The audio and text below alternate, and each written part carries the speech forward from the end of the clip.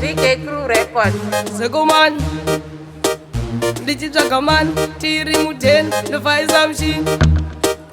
hamungandigoni ndichiputika semheni ndabata gani ndofaisa mushini ndatora number 1 ndanetsa padhansi kwazi waimi vatete ndauya tigare pamwe chete kwazi wangu uya mutete atombozisikana bete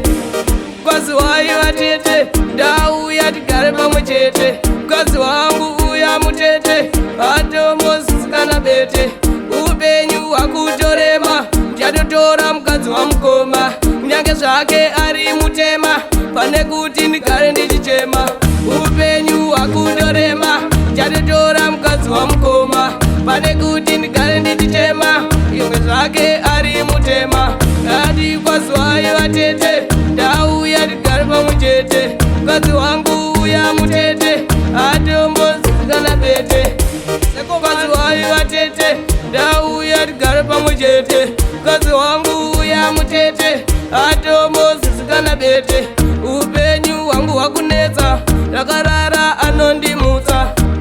ipapo ndotanga kurutsa zvabva zvaita ndigomuvenga aini nchamisa banga mwizi uyu anotopenga nekuti ini ndakashinga ngoma dzangu ndovaviringa mini ndichamuisa banga mukadzi wangu uya akashinga nekuti anotopenga ndotodemba chendingamutorera kwazi waimi vatete ndauya tigare pamwe chete mukadzi wangu uya mutete atombozisikana bete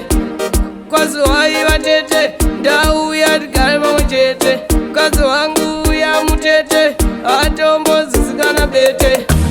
kwazi wai vatete ndauya tigare pamwe chete mukadzi wangu uya mutete